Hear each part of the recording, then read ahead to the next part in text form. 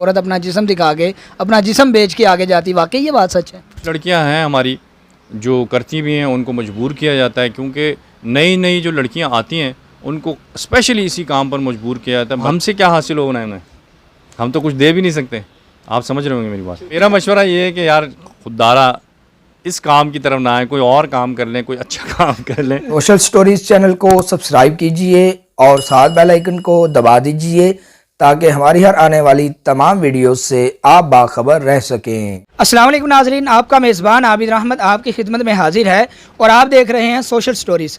नाजरीन, आज हम एक ऐसे हाफ़िज़ कुरान के साथ मौजूद हैं जिनका नाम इस्माइल जमाल है और ये कोई आम इंसान नहीं है। ये वो इंसान है कि जिन्होंने कई ड्रामों में काम किया है, कई कमर्शियल में काम किया है, कई फ़िल्मों में काम किया है। बड़े बड़े फ़नकार अदाकार इनके साथ होते थे और ये उनके साथ होते थे और बड़ी अल्लाह ने इनको शोहरत दी थी, ये बड़ा काम करते रहे हैं। लेकिन ऐसी क्या वजह बनी कि आज ये कपड़े सीने पर मजबूर हैं, आज ये टेलर का काम करने पर मजबूर हैं, आज इनको दर्जी कहा जाता है, जो बहुत ही शोहरत के हामिल थे। और यकीनी बात है कि इस काम के लिए उन्होंने अपनी बड़ी मेहनत लगाई होगी, अपनी ज़िंदगी के कई साल सर्फ कर दिए होंगे। ये इस तरफ आए कैसे थे, फिर ये बाहर कैसे निकले, यानी इनके साथ क्या हालात व वाक़यात पेश आए और ये आज ये काम करने पे क्यों मजबूर हैं, इन्हीं से बात करते हैं और जानते हैं मुकम्मल कहानी इन्हीं की ज़ुबानी। अस्सलाम वालेकुम सर। वालेकुम सलाम, कैसे हैं आप? अल्लाह का करम है सर। मुझे पता चला कि आप हाफ़िज़ कुरान भी हैं माशाल्लाह। अल्हम्दुलिल्लाह, मैं तकरीबन 13 साल की उम्र में मैंने हिफ्ज़ किया था, तो उसके बाद शोबिज़ की तरफ आ गए, तो उससे भी ताल्लुक़ जुड़ा हुआ है। ऐसा नहीं है कि कुरान पाक को हमने छोड़ दिया। तो सर, आप दीनी बैकग्राउंड से ये शोबिस की तरफ किस तरह आए, क्या शौक़ पैदा हो गया आपको? नहीं, मेरा बैकग्राउंड दीनी नहीं था। अब्बू को शौक़ था कि मैं हाफ़िज़ कुरान बनूं, मेरे बच्चे हाफ़िज़ कुरान बने, जिसमें से हम 3 भाई हाफ़िज़ कुरान बने। मुझे यही शौक़ था कि मैं शोबिस की तरफ आऊँ, तो फिर वो कराची से फिर मैं लाहौर आया। यही शौक़ मुझे यहाँ तक ले आया कि शोबिस में काम तो अब रहा नहीं। आपको पता है कि इंडस्ट्री किन हालात से गुजर रही है, टीवी इंडस्ट्री स्पेशली, और फिल्म इंडस्ट्री तो वैसे ही ख़त्म हो चुकी है और थिएटर का काम भी नहीं रहा। तो इस वजह से फिर जो है ना, साइड बिज़नेस हमें करना पड़ा। तो आपको कितनी स्ट्रगल करनी पड़ी, क्या कुछ छोड़ना पड़ा, या शोबिस में आने के लिए आपने क्या क्या ख्वाब देखे थे? यकीनन आपने कई सुहाने ख्वाब देखे, क्या हुआ फिर? वो एक मुहावरा ना कि दूर के ढोल सुहाने, तो शायद वही हमारे साथ भी हुआ कि हमने देखा कि बड़ी चमक दमक है, देखने में ऐसा है। हम जब जाएंगे तो हमारे नीचे गाड़ियाँ होंगी, इर्द गिर्द लोग होंगे, फैंस होंगे। तो खैर ऐसा कुछ हुआ नहीं। नहीं, आपका ख्वाब ये था, क्या दौलत और शोहरत आपका ख्वाब नहीं रही? दौलत तो मेरा ख्वाब शायद नहीं रहा, लेकिन मेरी शोहरत और इज़्ज़त, ये 2 चीज़ें मेरा ख्वाब ज़रूर रहीं और आज भी है। तो क्या ये मिल पाई हैं ये दोनों चीज़ें? इज़्ज़त तो अल्हम्दुलिल्लाह मिली और बहुत मिली, सभी लोग इज़्ज़त करते हैं, लेकिन शोहरत जो है वो अभी वो तशनगी बाकी है। उस मकाम तक हम पहुंच नहीं पाए जिसका हमने ख्वाब देखा था या देखते हैं। अब तक कितने बड़े लोगों के साथ आप काम कर चुके हैं, कोई एक आध नाम बता दीजिए।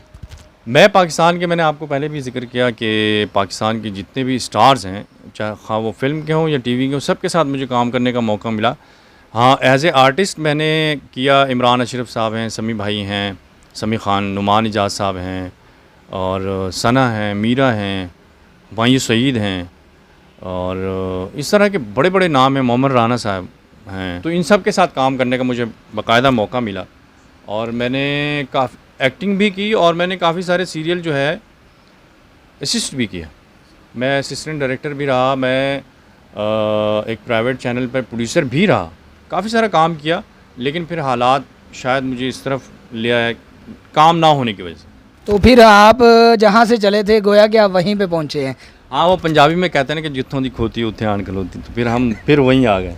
नहीं, हमने देखा है कि बाज़ औक़ात हम मैगज़ीन में देखते हैं, एक्ट्रेस आती हैं, जो फ़नकाराएँ आती हैं, अदाकाराएँ आती हैं, ख़वातीन जिनको औरतें कहा जाती है, जिनको लड़कियां कहा जाता है, जिनको मॉडल कहा जाता है, वो बड़ी जल्दी फेमस हो जाती हैं। आप क्यों रह गए पीछे? क्या आप मर्द थे इसलिए पीछे रह गए हैं? शायद यही वजह है कि हमारे मुल्क पर, हमारे बल्कि पूरी दुनिया पर इस वक्त औरतों की हुकूमत है। आप किसी भी घर की मिसाल ले लें, मैं सबकी बात नहीं कर रहा क्योंकि उसमें मेरी माँ भी शामिल है, तो उनकी सुनी भी जाती है और मानी भी जाती है, और बल्कि आपको माननी भी पड़ती है। आप अपनी मर्ज़ी से कोई काम नहीं कर सकते, तो सारे फ़ैसले औरतों के होते हैं आजकल। तो उनको ज़ाहिर है फिर उनकी बात मानी जाती है कि यार हमें भी रातों रात शोहरत मिले, और वो मिल भी जाती है उनको। नहीं, वो कहते हैं कि जो एक काम मर्द के मिन्नतों तरलों से नहीं होता, वो औरत के एक प्लीज़ कहने से हो जाता कहने है। से हो जाता है, हाँ बिल्कुल ऐसी है। उसके जाने से हो जाता है, उसके सारे दरवाजे फिर खुलते चले जाते हैं। और ये मेरे इस बात से इत्तेफाक सारे लोग करेंगे कि यार लड़कियों को काम जल्दी मिल जाता है, चाहे उन्हें कुछ आता हो या ना आता हो। क्योंकि हमारी टीवी स्क्रीन पर ऐसी बेशुमार लड़कियां हैं जिन्हें देखकर ये सब यही कहते हैं कि यार कुछ भी नहीं आता, और हम जिन्हें कुछ आता है वो बहुत पीछे हैं, बल्कि बहुत ही पीछे हैं। बहुत सारे लोगों ने और ख़वातीन ने, बहुत सारे सहाफ़ियों ने ये कहानी भी बयान किया कि औरत अपना जिस्म दिखा के, अपना जिस्म बेच के आगे जाती। वाकई ये बात सच है? यार सबके साथ ऐसा नहीं होता, लेकिन जो सामने वाला होता है उससे उम्मीद ज़रूर होती है कि यार मैंने ये करना है। वो उसे मिले ना मिले, लेकिन उसकी जो ख्वाब होता है, जो उसकी सोच होती है, वो यही होती है कि इसे अपनी बिस्तर का जीनत बनाया जाए या हमारे बिस्तर गर्म करे। और कुछ लड़कियां हैं हमारी जो करती भी हैं, उनको मजबूर किया जाता है, क्योंकि नई नई जो लड़कियां आती हैं उनको स्पेशली इसी काम पर मजबूर किया जाता है। बल्कि हमारे बहुत सारे डायरेक्टर हजरात जो हैं वो ऐसे ही हैं, पहले वो डिमांड करते हैं तो वो मान भी जाती हैं, तो फिर उनका काम भी हो जाता है। और हमसे क्या हासिल होना है उन्हें, हम तो कुछ दे भी नहीं सकते।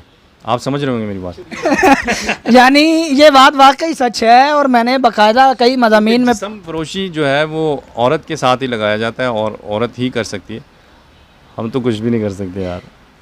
चलें जी, आप वाकई इस लिहाज से मजलूम हैं, और हमारे यहाँ ख़वातीन को बहुत ज़्यादा इस हवाले से हकूक़ हासिल है।